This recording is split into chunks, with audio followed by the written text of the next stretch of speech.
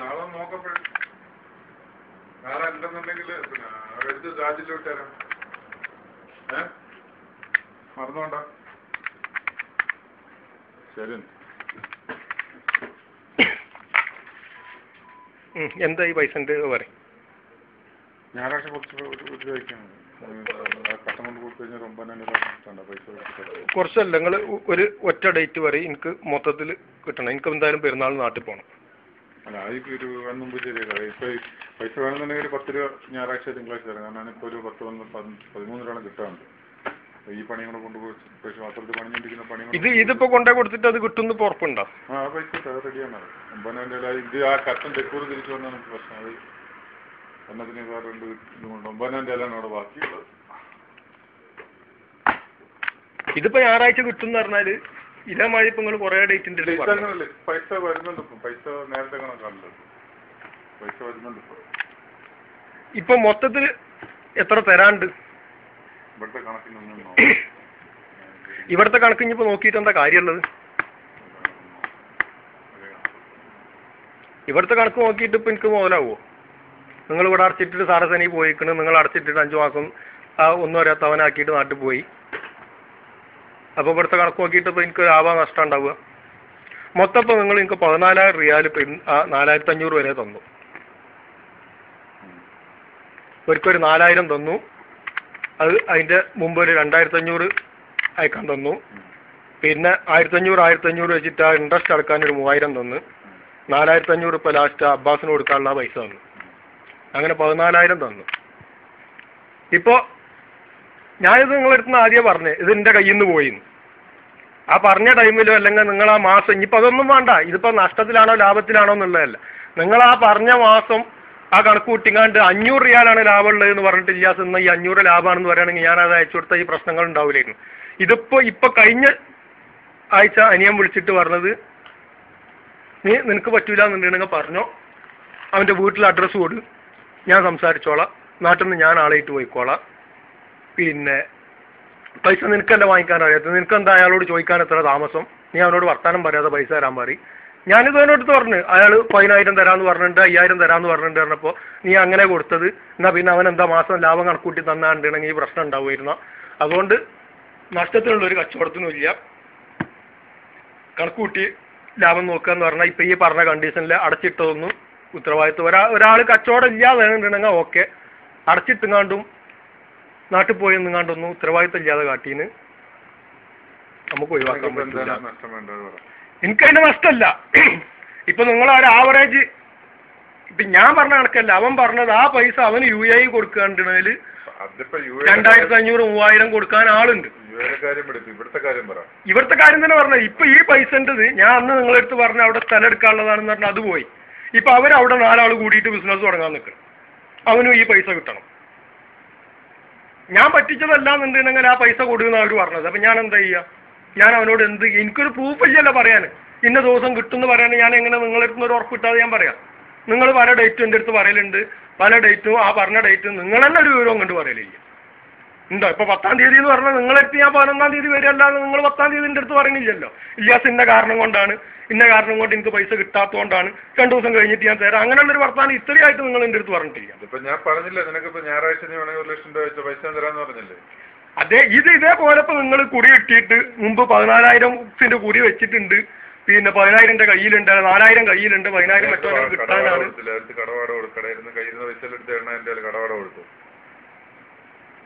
ഇപ്പൊ ഞാൻ പറഞ്ഞ കണക്കല്ല, അവൻ പറഞ്ഞ കണക്ക് എങ്ങനെയാണെന്ന് അവൻ പറഞ്ഞ കണക്ക് എനിക്ക് പറയാൻ പറ്റുള്ളൂ. കാരണം അവനെനിക്ക് ഒഴിവാക്കാൻ പറ്റൂല്ലോ. ഞാനിപ്പോ ഇതൊന്നും ഇല്ലാതെ ഇപ്പൊ ഞാൻ ഒരു കാര്യം പറഞ്ഞുതരാം. ഈ നോമ്പ് പെരുന്നാളിന് എനിക്ക് നാട്ടിൽ പോകാൻ പറ്റാത്തതിന്റെ കാരണം തന്നെ ഇതാണ്. അതിപ്പോ നിങ്ങൾക്കും കൂടി അറിയണതാണ്. ഞാൻ പറയുന്നത് അവൻ പറയുന്ന കണക്ക് നീ എൻ്റെ അടുത്ത് പറയണ്ട. നിനക്കിപ്പോ എന്ത് വേണമെന്ന് പറയാം.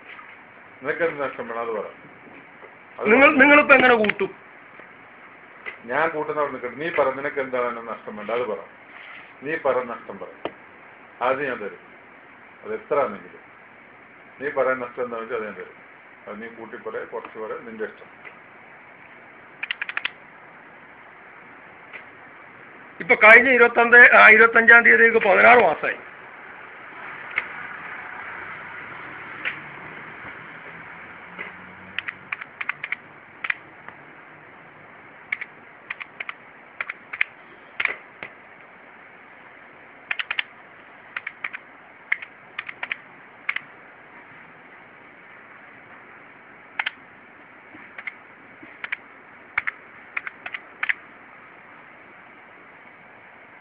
മാസം 2000 വെച്ചിട്ട് കൂട്ടുകയാണെങ്കിൽ തന്നെ നിങ്ങൾ ഇനിയിപ്പോൾ ഈ ലാഭത്തിലേക്ക് നിങ്ങൾക്ക് 18,000 റിയാൽ.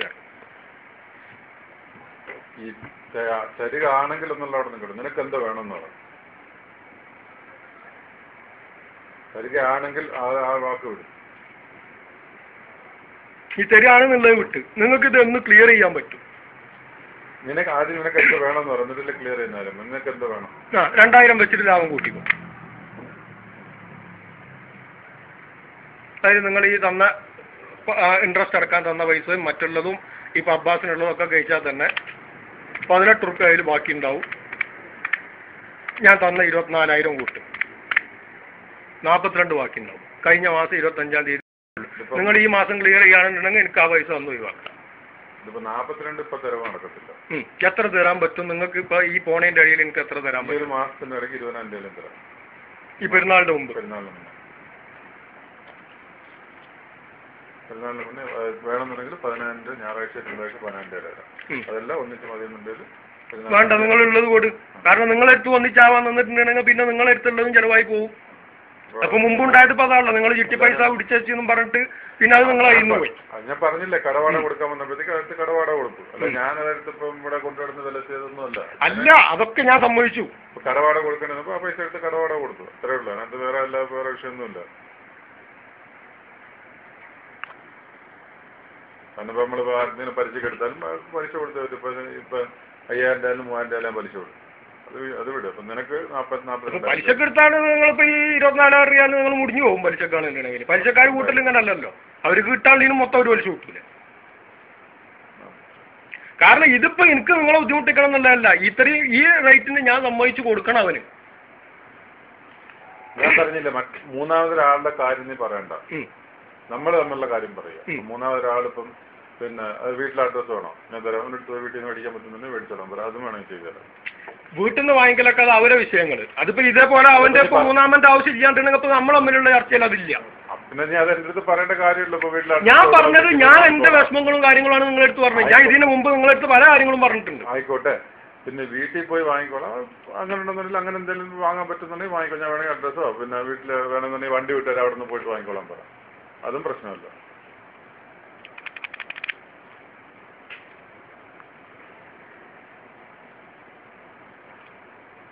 അപ്പൊ ഞായറാഴ്ച കണ്ടിട്ട് നിങ്ങൾക്ക് 10,000 തരാൻ പറ്റും. ഞായറാഴ്ച അല്ലെ തിങ്കളാഴ്ച? ഓക്കെ, തിങ്കളാഴ്ച.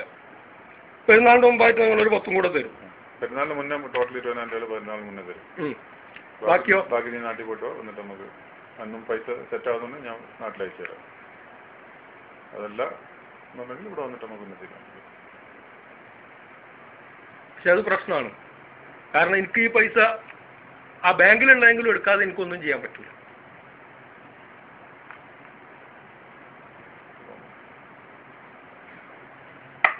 അത് മാത്രമല്ല, അവനിപ്പോൾ 30,000 ദിർഹം 35,000 ദിർഹം ഒരു 1,40,000 ദിർഹമിന്റെ പരിപാടിയാണ് തുടങ്ങുന്നത്. 4 ആൾ കൂടിങ്ങാണ്ട് അതിന് 35,000 ദിർഹം അവന് കൊടുക്കണം. അത് ഈ സ്വർണ്ണം എടുത്തിട്ട് അല്ലെങ്കിൽ അത് എടുത്ത് വിറ്റിട്ട് അവന് കാശ് കൊടുക്കൽ നടക്കുള്ളൂ. അവൻ പറഞ്ഞത് ഈ സ്വർണ്ണം എടുത്തിട്ട് അന്ന് വെച്ച റേറ്റ് അല്ല ഇന്നത്തെ റേറ്റ്, അപ്പൊ ആ റേറ്റിന് അവന് മാറ്റി വെച്ചിട്ട് ആ കാശ് എടുക്കാന്നാണ് അവൻ പറഞ്ഞത്.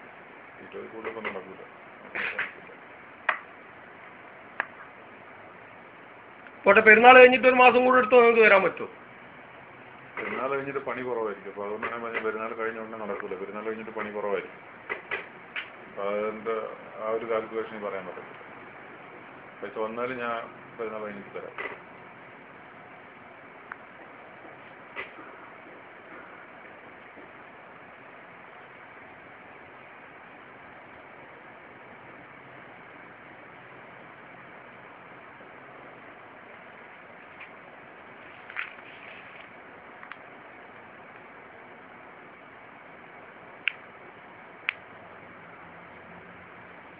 അപ്പൊ നിങ്ങൾ ഈ 25ന്റെ ചിട്ടുണ്ട് എന്ന് പറഞ്ഞാൽ അതെന്തായി?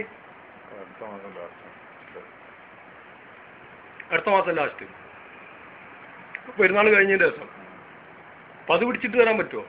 അത് പിടിക്കുമ്പോഴത്തേക്ക് 16,000 രൂപ അവിടെ കടവാട കൊടുക്കണം. ആ കട ഇടപാട് കൊടുക്കും. പെരുന്നാളിന് തീറ്റ വേണം. കാണും. എൻ്റെ വാടക 16 ആണ്. അപ്പോൾ അത് കൊടുക്കണം. കഫീലോട് കൂടുതൽ നമ്മൾ കൊടുക്കണം. അത് അതിനകത്തൊന്നും ചെയ്യാൻ പറ്റില്ല. 16,000 അതും കൊടുക്കണം. 2,000 രൂപ റൂമിൻ്റെ വാടകയും കൊടുക്കണം. അപ്പോൾ 12,000 രൂപ.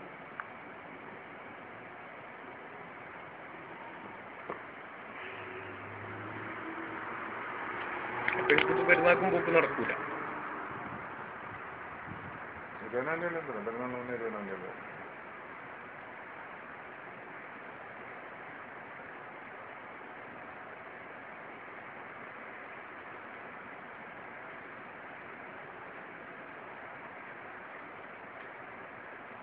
നിങ്ങൾ പെരുന്നാൾ കഴിഞ്ഞിട്ട് ഒരു മാസത്തിനുള്ളിൽ എനിക്കൊരു 10 കൂടെ എങ്ങനെയാലും ഒപ്പിക്കും. എന്നാൽ പിന്നെ എനിക്ക് എങ്ങനെയാലും പെരുന്നാൾ കഴിഞ്ഞിട്ട് പണി കുറവായി. പണി ഉണ്ടെന്നുണ്ടെങ്കിൽ പ്രശ്നമില്ല. പക്ഷെ പെരുന്നാൾ കഴിഞ്ഞിട്ട് പണി കുറവായില്ല.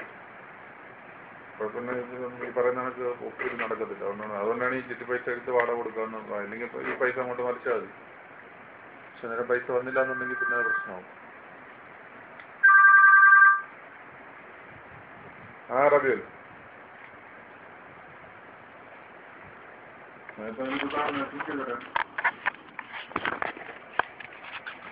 कितना नंबर कितना उसका नंबर कितना उसका हाँ